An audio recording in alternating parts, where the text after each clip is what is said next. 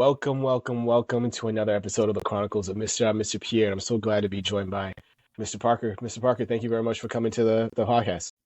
Thanks for having me on. Yeah, I'm really looking forward to this conversation. Every single time I have another black man on, I just like to reiterate that we are of the 2% in terms of educators. And then when that person is a person who also teaches math like yourself, I really get stoked about it because that's my lane as well. So I'm really looking forward to this conversation. Yeah. I'm always willing to talk to anybody that'll listen about math and about education. Well, let's start there. Yeah. How did you get into this space of education? Space of education. Well, when I graduated from college, I was a bank examiner, and I realized it wasn't a good fit for me, and I was about to get fired, and I ended up resigning from that position. And then also had a child on the way. Okay. That child is now 19 years old and a sophomore at Morgan State University studying biology. So Congrats. I needed gainful employment. So I knew I had to make my next move and kind of figure out what my next move was going to be. So I started doing some after school tutoring, and then at first, the agency that placed me with the after school tutoring, they would offer me these opportunities to do like substitute work, and I myself, like many people, was intimidated by the idea of being a teacher, Right. being a classroom teacher. So I would always shy away whenever that I would get offered that opportunity. I would say, nah, I'm good. Just find me tutoring opportunities. So then I got presented with an opportunity to be a long-term substitute. And Hmm. then they started talking about the money, and they said, well, you're guaranteed this amount of money, because you'll be working for the entire fourth quarter of the school year. One of Yeah. a geometry teacher just went on leave or whatever. So I said, you know what? I'll try it. And this was like, I was supposed to start that Wednesday and do Wednesday through Friday. And then at that point, I could decide whether I wanted to stick with it, stay for the remainder of the school year. So I did the Wednesday, and I did the Thursday, and then I did the Friday. And then I kind of just thought about it over the weekend. And I made the decision to come back on Monday and to finish it out and just kind of see what happened. And that was back in 2005. So that was 20 years ago. It was, as a That's matter of what's fact, up. it was March of 2005. So this is like my Hey, 20-year anniversary of jumping into the classroom.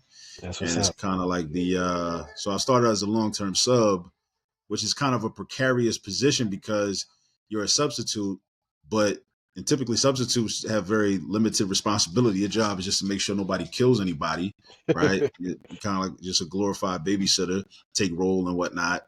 But then you're going to be there every day. So you have Mm. to kind of establish some type of norms and some type of systems and whatnot to, because since you're going to be there on a consistent basis. So it's kind of like it was an interesting experience, to say the least. But I finished out that school year teaching 10th grade geometry at a charter school called Mariana Brissetti Academy, which used to be in North Philly. I'm not sure where it is now. It's in a new location now, but it's still in Philadelphia.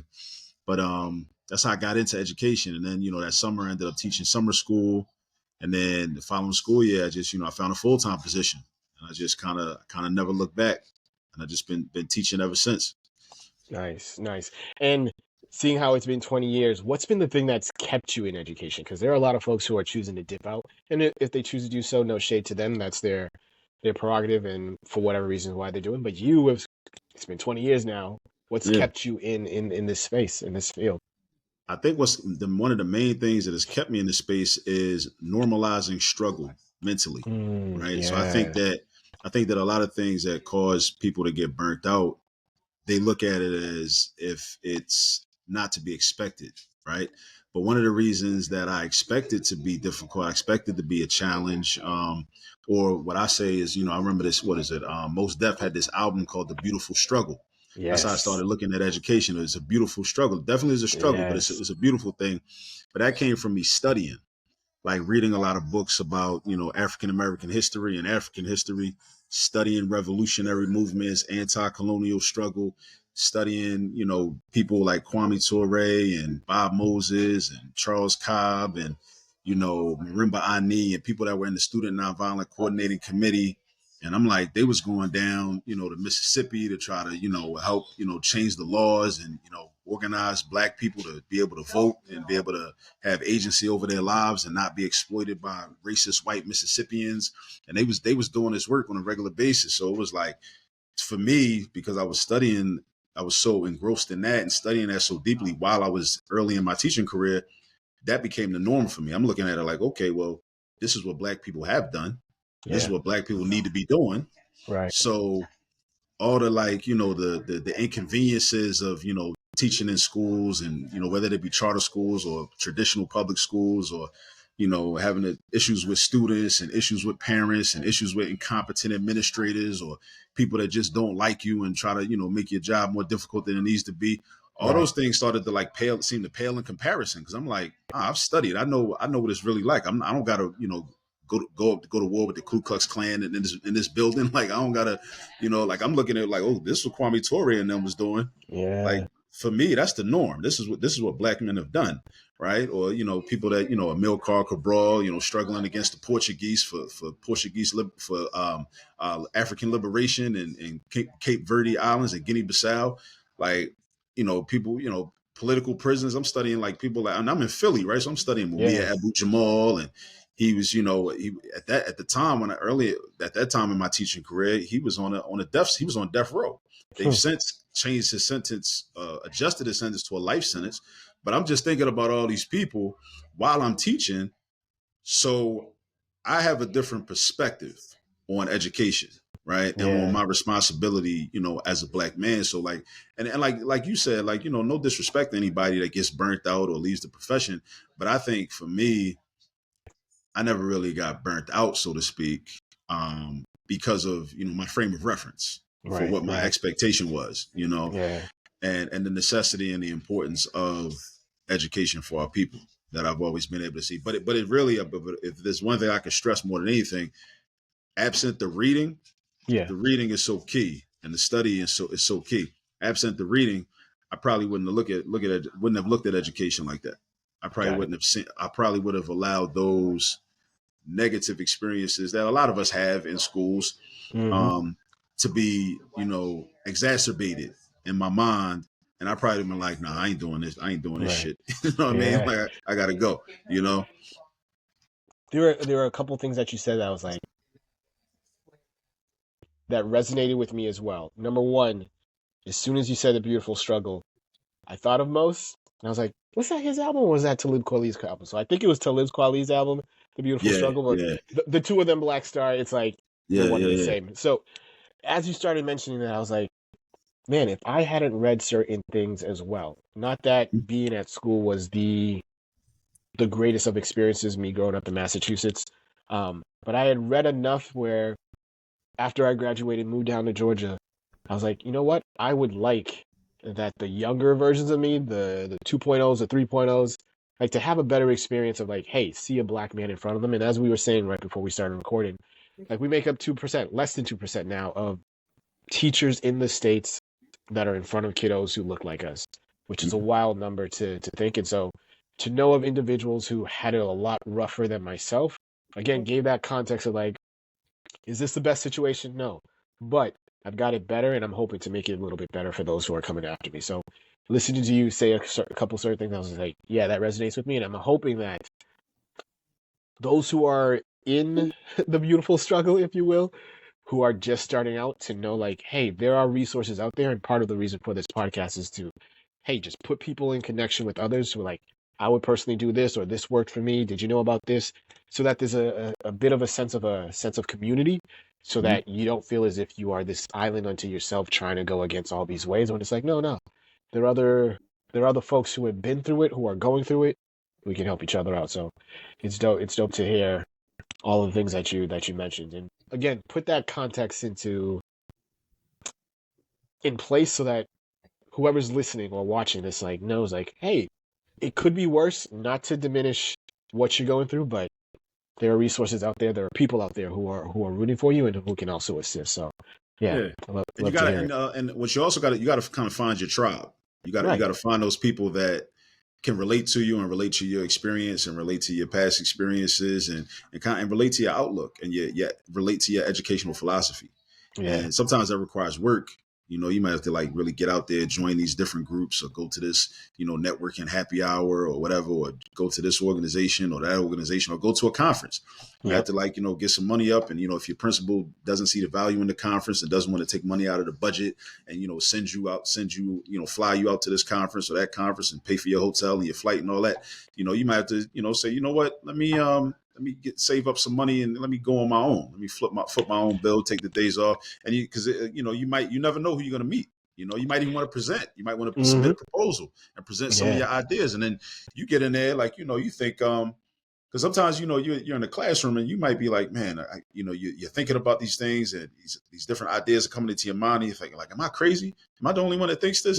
And then, then you go to this event, you go to this conference, and you see other people that are like, no, brother, like, no, bro, Yeah. we think the same thing. You're Yep. not crazy. We think the Yep. same thing. Like, but you might be in a school where none of the other teachers are on that page. Nobody's Yeah. on that wave.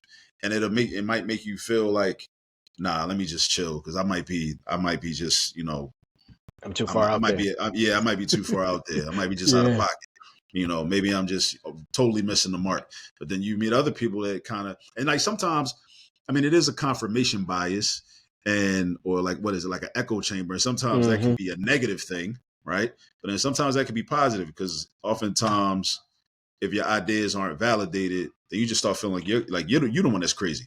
Yeah. And I was gonna ask you that because to be in this space for 20 years now, you have to have seen certain things, had to have gone through a couple of things. And I'm wondering, who was that person for you that validated, oh, all right, Mr. Parker's thinking similar, like, no, no, you're not crazy. Yeah, here, or maybe gave you a little like, have you thought about this? Have you thought about that? To I guess make the whole paradigm sort of grow and be able to be sustained for 20 years now. I mean, I've had teachers that worked in buildings with me that was supportive of me. Yeah. But I think more so it gets back to the reading. I'm gonna go back to the reading.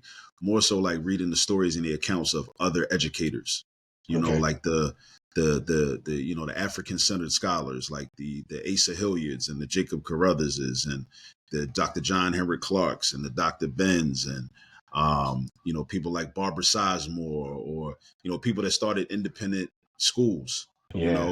I remember reading We Are an African People by Russell Rickford, where he Mm. chronicles all these independent black schools around the country in the 20th century. And, all these things were like a reminder that you're in the right, you're doing the right thing. This is the work that needs to be done, Right. and the way you're doing it, or even like a Dr. Greg Carr at Howard University, who's on the Yeah. narrative platform with, and does In Class with Carr every Saturday with Karen Hunter, right? Then they were on YouTube and whatnot, just working with, I had the opportunity to work with him early in my career back in 2009 with the Philadelphia Freedom Schools program. Nice. And, I kind of looked at him. I saw him speak for like the first time. And I was like, I want to be that type of teacher, Yeah. so having those role models, but putting myself in position and being fortunate to have been able to put myself in position to hear certain people talk and hear certain people speak, or, and I've lived in North Philly for the past 20 years. So I'm close to Temple University. And then once upon a time, Temple's African American Studies department used to bring in a lot of different speakers, and there Hmm. would be a lot of conversations about a lot of different things, and I was able to learn a lot of things, and these are things that I would bring into the classroom, and even as a math teacher. So it's like I'm like, on the curriculum, I'm supposed to be teaching geometry, or I'm supposed to be Yeah. teaching algebra 2, or, statistics. But, last night I was just at this, this lecture, on Temple's campus, and we was, talking about Du Bois and, Black Reconstruction, or, the world in Africa. So I'm like, Yeah. I'm trying to figure out, like, I know my students need to hear this too. I think, Yep. my students are from North Philly and South Philly and West Philly and whatnot.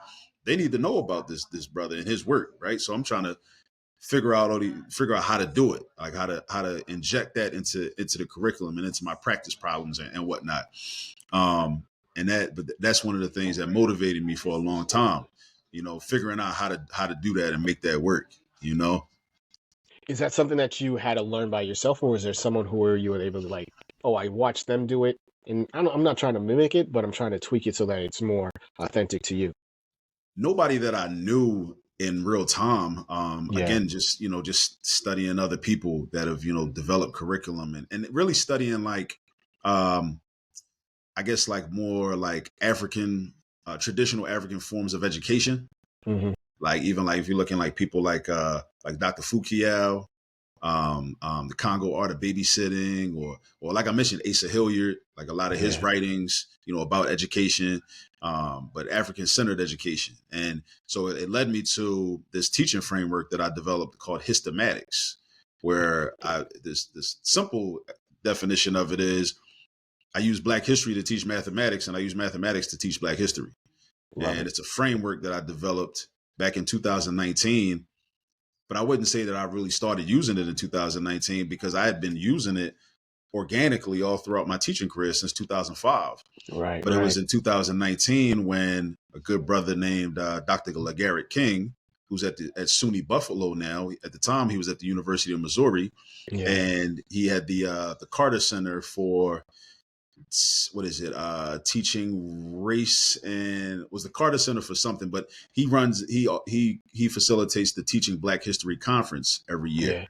Yeah. And the theme was in alignment with that, with Hystematics. So I said, well, let me sit down and kind of finally formalize and codify this, like and kind of similar to the way, Malana Karenga, like he didn't invent the principles of Kwanzaa. Right. These are Right. principles that have been in our culture for literally thousands of years. He just took the time to codify it and formalize it, and then Right. it made it easier for more people to ritualize it, and it became an institution in and of itself. So I just kind of just sat down and said, okay, well, let me dedicate the time to like make this a thing, right? So Yep. that's kind of the birth of Hystematics, but it all comes from like me having a geometry class. Okay, second period geometry.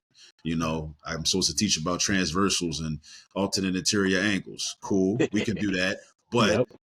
yesterday, And I was yes, but yesterday I just started reading Asada Shakur's autobiography.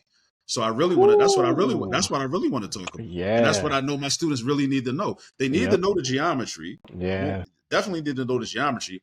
But in addition to that, let me figure out a way to supplement this lesson on transversals and alternate interior corresponding external alternate exterior angles with the experience of Asada Shakur.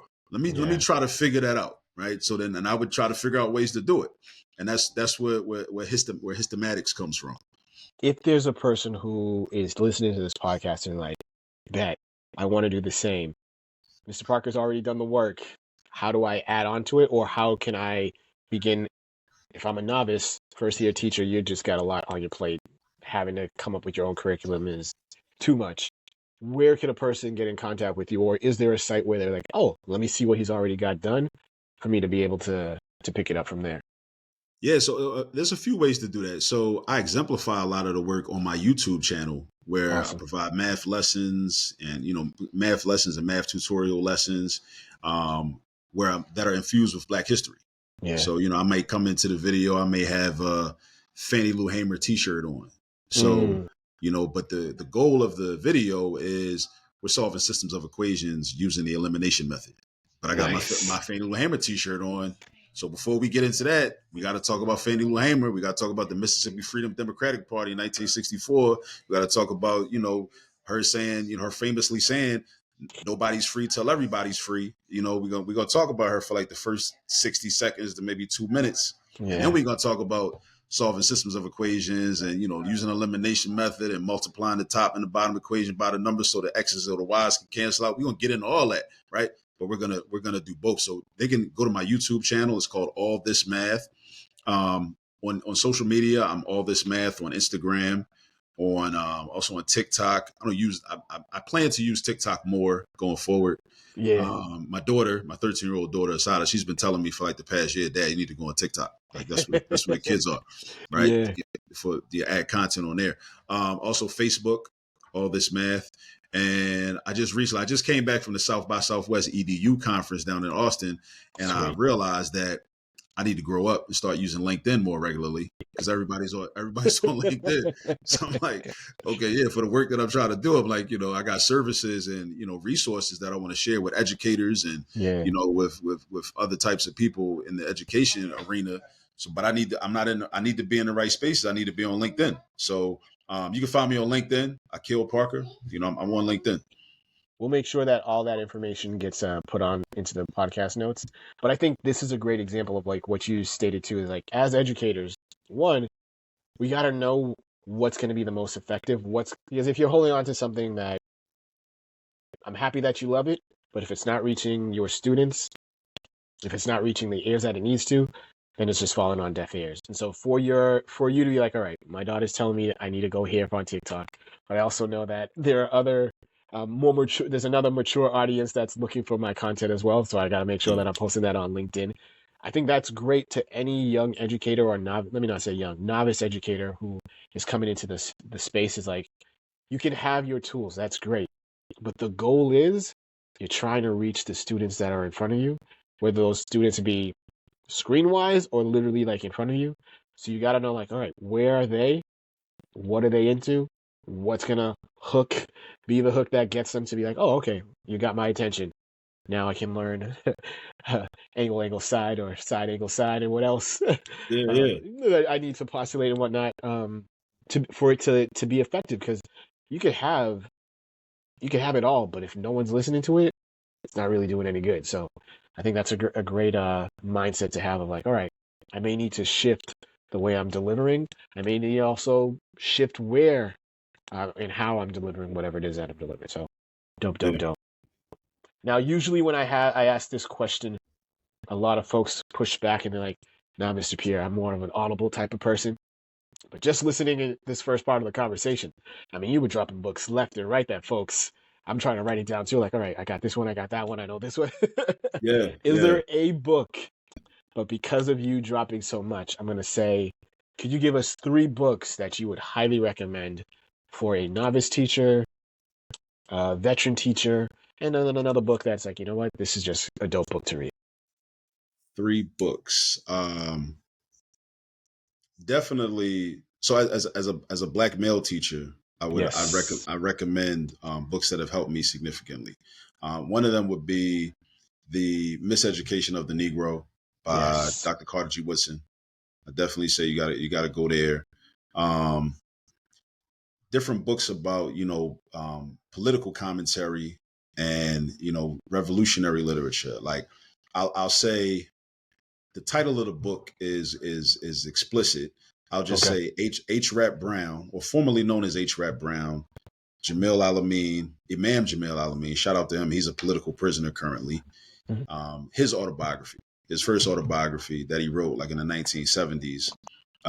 It's the title of it is Die Inward Die. That's the Got it. title of it, right?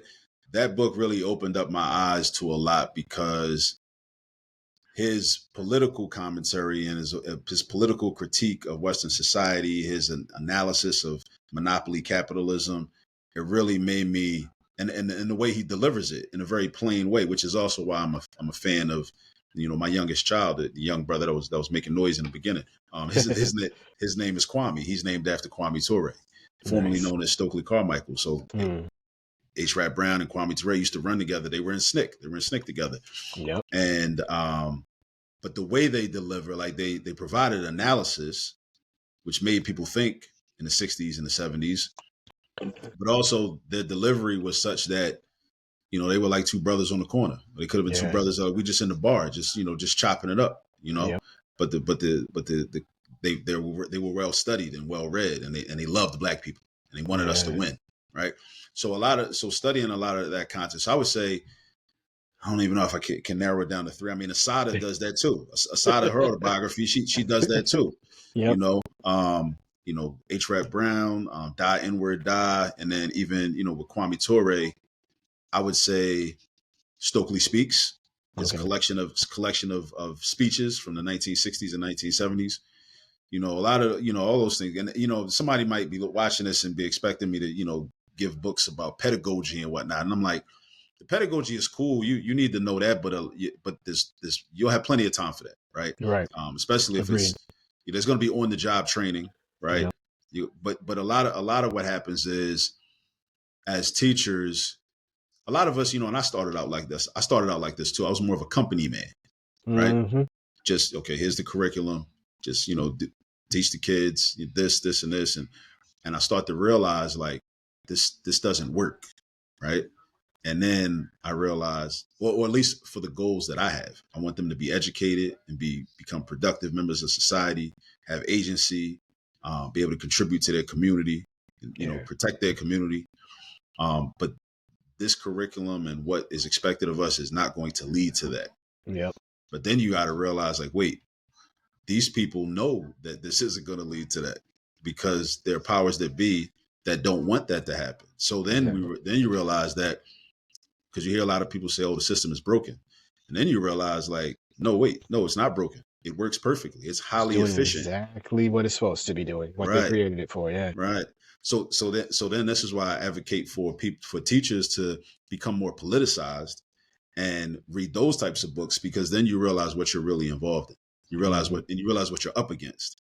So then it's like, and then you end up, you stop being, you may cease to be such a company man or a company woman, if that's how you start out, because you might not even start out like that. You might be Mm-hmm. fortunate and just come in and be more in community with the students. But I worked in schools where I've had principals that really have, and not in so many words, told us, like, look, it's us versus them. Like, talk about Yeah. the administrators and teachers versus the kids. And I'm like, Yeah. nah, if anything, I understand the ideology a lot of you have. It's me and the kids against all y'all. Like, cause no, like, I work for them. I'm trying Yeah. to, educate them so that they can exist a certain way and be able Yeah. to be fully functioning human beings. You all just want to, like, you want to kind of have them come in, sit down, and be obedient to you. That's really Yeah. what you want. You're not really trying to educate them. Um, you want them to just obey you, and Comply. you comply, right? You want Yep. compliance, and you want to get your paycheck Yeah. every 2 weeks, Yep. right? So that's why I recommend those types of books. The books that can politicize you in a certain way, and because I mean, black children especially, they have to deal with racist white teachers, racist Asian teachers, racist Arab teachers. But then even with the black teachers, it's like, you have black teachers that have certain, like, bourgeois values that you can learn about from reading a book by, like, let's say, Black Bourgeoisie by E. Franklin Frazier, right? Where he does a deep analysis of that in our community. And that was in the night, he wrote that in 1952. Yeah. So some of those issues, they still persist because they've never been corrected. So they've just been able to compound themselves over the past 70 plus years, right? But you have a lot of, bourgeois black teachers that have an internalized, have this Yeah. self-hatred, Yep. and it manifests itself outward and in a hatred toward the black students that are in front of them, Yeah. right? So those are issues. Those are issues too. That the children have to deal with. But I don't want. I want to minimize the amount of teachers that end up being that way. You know. How do you do that? Because listening to you, I can hear. I'm going through the Rolodex of teachers. Oh, Rolodex. I'm just dating myself. I'm listening to. I'm listing off, like, oh, I remember year one. There was this teacher, this teacher, this teacher. Year two, this teacher. Year three, and me being a novice at the time, not knowing how to articulate or also find a way to, like, have you thought of this? Have you tried this? Rather than, like, no, you crazy. I ain't doing that. And sort of leaving them be. And then, so let me start there. How do you look to, if you're a teacher who's hearing this and you're like, oh, snap, I know exactly what Mr. Parker's saying. Like, I see that in teacher X or teacher Y. How do I help them sort of get out and no longer hold on to upholding the system, but rather be like, this system is doing what it was intended to do, but we could do better. I think one of the things you could do is try your best to lead by example. Sometimes you have teachers that are, like many adults, are just not teachable. And especially when you get into the position as a teacher, you think, a certain part of you might believe, well, can't nobody tell me nothing. Like I'm the teacher, I already know everything, right? So, or maybe you just ask questions, Yeah. but also, of why they may be doing a certain thing, or they may Yeah. say something. You might be in the teachers' lounge, which I learned early on. I was fortunate to learn, like, the teachers' lounge is one of the most toxic places. And I don't, the word toxic I think is overused, but I think it's Yeah. appropriate here. The teachers' lounge could be one of the most toxic places in the school building. And I appreciate you saying that, because we're not making a blanket statement, but it can be Right, that it can just be. becomes a place where teachers are coming, like, to vent and sort of dump, like, period Yeah, 6 was it this and this was yeah, happening here, and it's like, if that's the only place that you're hearing that sort of thing, it just, yeah, it can become a space where it's just like, yeah, negativity and yeah. toxicity, like you mentioned. I um knew something was up when I started to notice a pattern. I yeah, started to notice that, and it's not to say that, like, I got along with every student. I definitely right. didn't. I've had some students that, I wanted them to meet me outside. Like, Yep. like, we've definitely had those students. But I started to notice this pattern where a lot of times I'd be in meetings with, like, either like my content team or my grade team, and we're having these meetings and we're discussing certain students, and you know how those meetings could be. They could just be kind of like just gossip fest. You just want to Yeah. gossip and throw certain kids under the bus, those certain students under the bus, and Yeah. I would be very, like, non-participatory in a lot of these meetings, because I'm like, but if they come around and ask me, well, Mr. Parker, what do you think about him? Like, he's actually one of my best students. Yeah. But she's actually one of my best students. So I don't Yep. know what y'all got going on, but like, That's not the case for me. so yeah, I don't. That's how that behavior is outside of my experience. Yeah. So maybe, and then I'm like, okay, well, I'll talk to her tomorrow. Or I'll talk to him tomorrow. I'll ask him, because we have that type of relationship, and that's another thing that's very important too. Like, develop, and I've bumped heads with administrators about this. As a math teacher, a lot of administrators, they're so stressed about, standardized test scores, and, Yeah. scope and sequence, and you got to be, teaching this lesson on this day. And so it's like first day of school, they want you, like, okay, we got to do this on the first day. So I'm Jump like, into it. bro, I don't even know these kids. They don't even know Yeah. me. I can't teach nobody I don't know. They're not going to listen anyway because they don't trust me. Yep. Now, granted, I might have been in the building for a few years. Maybe they see me in the hallway or whatever. I can leverage that, but still, they They don't don't know know me. me. I need to get to know them.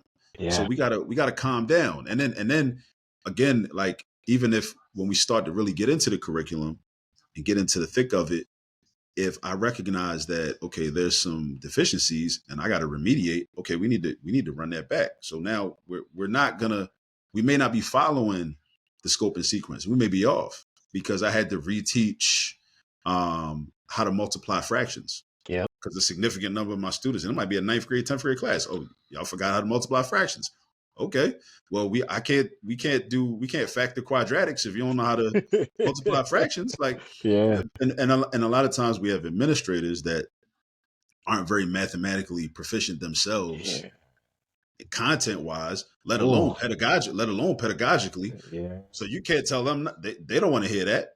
They No. don't really understand, like, how cumulative Yep. mathematics is, especially, Yep. right? Because with the math, it's like, well, if we and it, because so many students get caught up because, well, we got a week to cover this topic.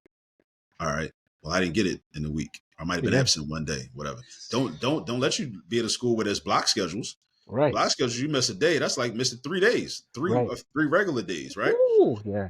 So, but then, okay, well, I didn't get this. Oh, we'll be moving on to the next topic next week. Okay. Well, again, math is cumulative. You need to know the previous weeks. You need to be proficient in the previous week's topic in order to understand the next topic. This is how so many students end up failing, and then they end up checking out because they're like, there's no point. Because I really need to go back to, the, like, what we was working on in October or September, in order to, and then move forward. But now we're in December now, right? We're in Yeah. December. It's about to be winter break, right? Yep. So, but for the last couple of months, I've been so lost. I just been kind of just, Checked out. yeah, not doing nothing, Yeah. Yeah. So we gotta also, hopefully a school has space for, like, the necessary remediation, right? Because even, I mean, as a teacher, you can try to spiral stuff in to your current lessons, but um sometimes I think that we need more than that. There needs to be a more structured approach, you know? I am. I'm loving everything, and I'm just gonna hit on number one. 100% agree that you are not going to be an effective teacher if you haven't created some sort of positive relationship with your students Mm-hmm. on some just like basic level of like, I see you, Mm-hmm. I acknowledge you, great. And then, like you said, this is the first day of school, first week of school. Fine, you may have seen me in the building, seen me on campus, but that doesn't mean anything in regards to like, now that this is my math teacher, this is how we're gonna rock. I now know have a rapport with him. Does he also recognize if this is the first period of the day?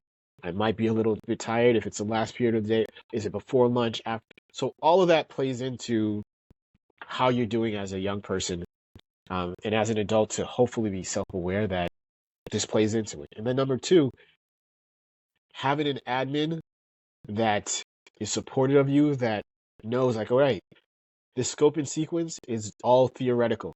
It's once Mm-hmm. we actually have the students in front of us, then it's like, all right, now experimentally, all right, great. Now we're going to see what we're rocking with. Some kids get this, some kids don't get that. You may be strong here, whereas you're lacking and need remediation here. You may have a group of kiddos who's like, yeah, Mr. Parker, yeah, Mr. Pierre, I got this. Great. Then let's let's exceed this. Let's go past this.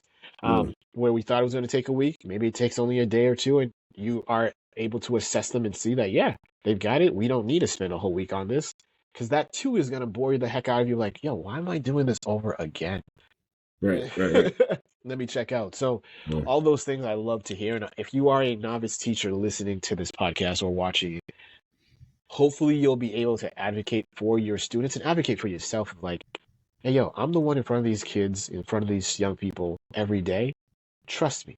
Just trust me that I know what I'm doing and to be able to get them to where we want them to be, which is however they're coming in my opinion, input plus one. By the end of the week, end of the day, end of the quarter, end of the trimester, semester, they're a little bit better. It's not always going to be this metric of, all right, we want our kids to be making a jump of 13%. It's like,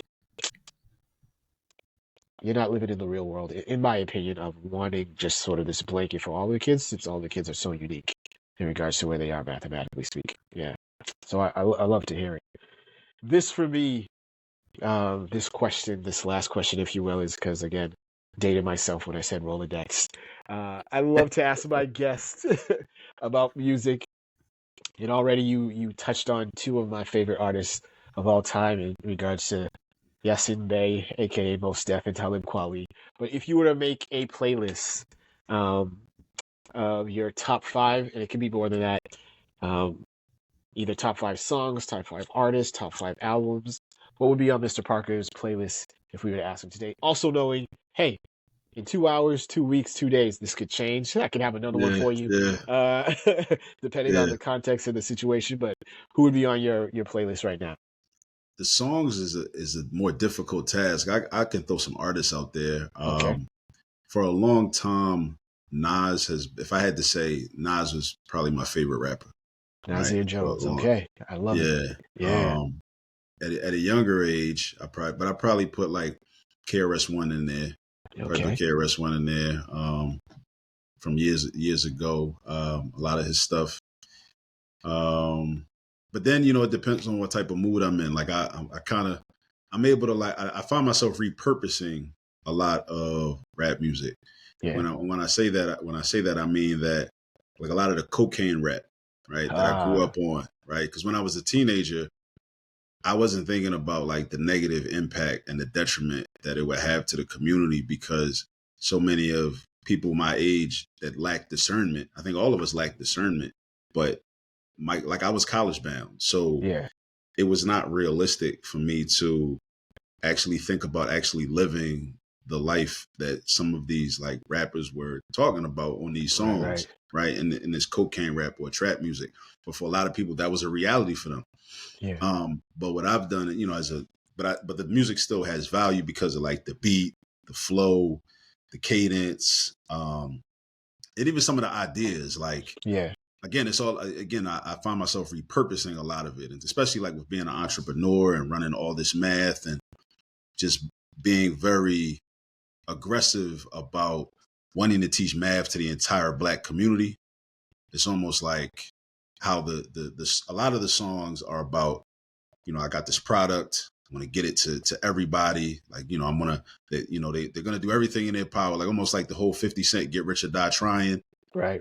I may, a lot of the cocaine rappers are talking about, selling all types of drugs to everybody. I just repurpose that. I substitute, like substitution method, solving systems of equations, right? I'm going to Yep. substitute the drug content with the academic content, with the intellectual content, right? It's really the same play. It's really the same Right. play and the same movement, but it's a different product, It's a right? different And product. same approach. And I Yep. think that's important because I think we have to, especially as educators, I think we can take a page from the playbooks of some of the people that are marketing and enforcing a lot of negativity to our children, to not just children, but to adults, to the larger community. Facts. Take their playbook, but just replace the product, Yep. replace the content. It's like how I talk about like frameworks. Like, a lot of times, like in schools, there's a great deal of culturally irrelevant content in textbooks, right? And some people may say, well, that's irrelevant to me. I don't care about that. So I'm going to zone out. I'm going to tune out. I don't want to learn it. But as teachers, what you have to tell your students is that it's really not about the content. It's about the framework. Because once you Yeah. learn the skill, then you can take that skill, even if you have to use examples that are not relevant to your life or your community or any of the experiences that you've ever had. You can still take that skill and say, okay, well, now I know how to use this type of algebraic equation, or I know how to Yep. use linear programming Yep. to then apply it to something that I do care about, Yeah. right? So it's really it's about the framework. So I think I say all that to say that I find myself listening to a lot of cocaine rap. I call it cocaine rap because, well, for one, I grew up on it, so there's like a nostalgic value to it. Yeah. Even though back then I didn't really understand the impact of it or the impact that it would have. I don't think a lot of us did. I mean, it was new. It was a new genre. I think that's Yeah. something that interesting to take into account too. Like rap was a new genre once upon a time. Now it's different for me to be critical of the rap that my son listens to versus when my parents were critical of the rap I was listening to because they didn't have Yep. a frame of reference. They just Yeah. knew it wasn't 70s and 80s R&B. Yeah. Right. But now I'm like, well, your 2025 rap is not 1995 rap. It's not 2005 rap. Right. Yep. So it's a different phenomenon. It's not a parallel necessarily. It's not Yeah. necessarily a parallel because our parents were going from genre to genre while I'm within the same genre, kind of arguing the quality of the music. Yeah. But yeah, so I put rap, I put Nas in there, put KRS One, and a lot. So in terms of cocaine rap, I found myself listening to a lot of Griselda records, West Side Gun, Benny the Butcher, Conway the Machine, Stove God Cooks, 38 Special, like those guys. Okay. Um, because they're very, it's one of the things that I say, I guess, and I understand it's a contradiction, to listen to the music anyway, but, we all have contradictions. I think it's important to at least recognize the contradictions, though. But Self-awareness. one thing Yeah. Jay Electronica said, he said, back in the 90s, we had Wu-Tang and whatnot, and they were talking about drugs and girls and gold chains and hyper consumerism, gross materialism, all these kind of like misogynistic and misandrist ideals. Yeah. The one thing that we can say is at least they were poetic about it. Hey. Right. They were very poetic about it. Right. And in a sense, that actually makes it worse because it's almost like if in Hollywood, if somebody is a good actor, but they're promoting a negative idea, that's going to Yeah. make it more believable and more Yep. acceptable. Whereas if somebody's Yeah. a bad actor and you're only on Tubi movies, then nobody's going to believe you anyway. Right. So With the Tubi, Mr. Parker. yeah, but I'm a fan of Tubi. Everybody knows me knows I'm a fan of Tubi. I like going on Tubi. It's because it's entertainment. It's comedy. Yeah. It's not supposed. Yeah. A lot of those movies are not supposed to be comedy, but to me, they're Yeah. comedy. All You right. know. All right. So, folks, there were quite a few gems dropped in this conversation, and I already know that I'm going to be reaching out to Mr. Parker for another couple of come on back. Can we talk about this?